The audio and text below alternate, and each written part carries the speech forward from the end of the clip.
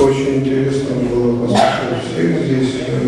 Мне кажется, главный момент – это не написанные бумажки. То есть мы можем концепции обсуждать, все что угодно. Вот здесь представители партий, которые представляют власть и оппозицию, как здесь уже отмечалось, они менялись местами у нас один раз в нашей новейшей истории.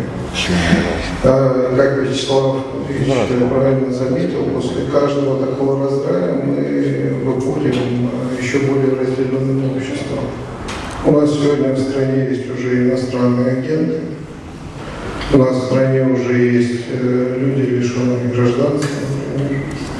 Да, и, честно говоря, здесь вопрос главный, какую основу вы здесь закладываете. Вот вы основные политические акторы, да, две основные силы. За что идет борьба? Борьба идет за влияние, за финансы, за реальный такой пирог, понимаете, который лежит в этой власти.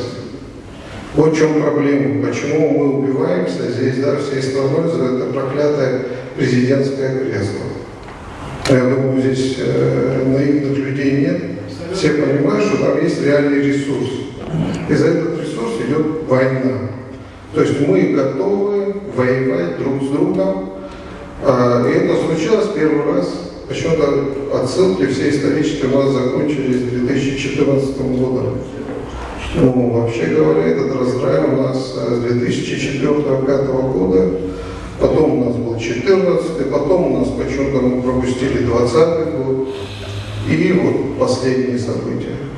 И в нашей Конституции прописан этот раздрай. Он там прописан, понимаете, в виде царской власти. Вот, извините, я ваше имя не помню, Амсахар, да, вы представляете?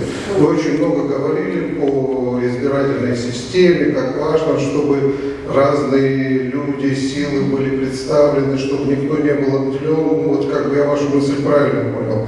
И закончили свое выступление тем, что, ну, как бы я за сильную президентскую власть. Но должен сказать, что здесь есть проблема, конечно, что каждая наша президентская власть складывается из разных политических сил. И в какой-то момент получается так, что один человек имеет всю полноту власти, как правило, если мы его личный рейтинг, там, скажем, по первому туру выборов всегда посмотрим, то это максимум 30-35%. То есть так было, например, когда выбирался Сергей Васильевич Багаршин, то есть у него были голоса, скажем, Александра Золотинцевича Ампарова. Так было, когда выбирался Хаджима, так было, ну, в общем, каждый президент, он суммировал какие-то вещи, да. И здесь мы не видим проблему, когда у нас 2/3 общества фактически уже не представлены. Один конкретный человек, неважно какой он фамилия, у нас уже было немало президентов, он, являясь невыразителем даже большинства, фактически за всю страну готов и будет решать. Но если нас устраивает эта система, давайте в ней оставаться и будем ждать, когда очередного президента у нас вынесут из администрации, да, из этого административного здания.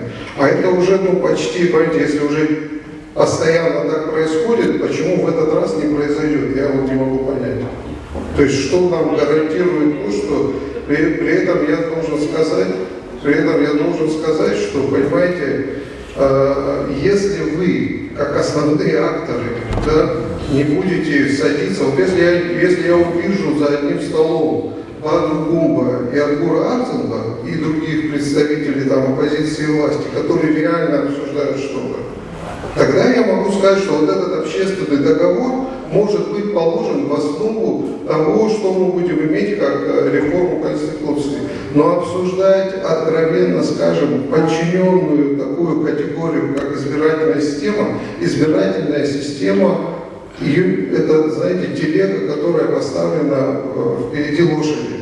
Сначала давайте, если мы не хотим и не будем обсуждать вопросы распределения полномочий, перераспределения. Если мы не хотим усиливать роль парламента, то зачем вам так убиваться по разным поводам, попадая в парламент, который опять ничего не будет решать? решать. Здесь же уже об этом говорили. Вот Намаз Иванович говорил о том, что президент все решает в этой стране.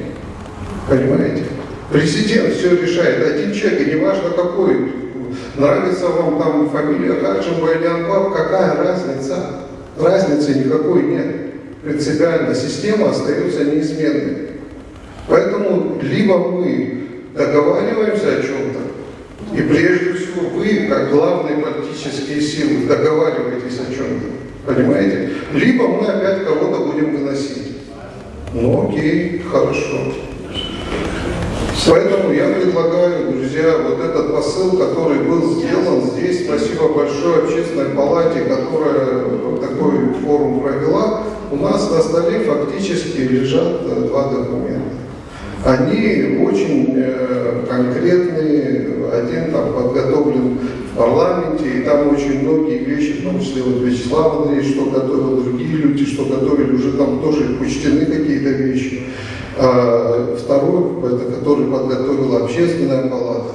Я считаю, что нужно в этом направлении искать что-то, понимаете. Там две формулы, они очень простые. Либо президентско-парламентская, либо парламентско-президентская.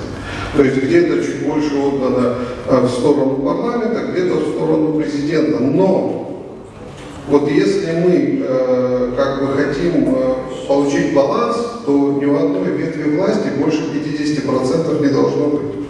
Понимаете? А сегодня я вот такой простой, извините, может очень примитивный пример приведу. Я пытался спросить у людей. У разных людей, близких к политическим процессам, далеких и так далее, ну, это я не претендую на выборку, это, конечно, не социологическое исследование, я спрашивал у людей, вот как вы бы распределили эти 100% власти, да, абсолютно, так скажем, между парламентом, президентом и судами? Я вам скажу, что почти все люди сказали, что ну, там 80-90% за президентом.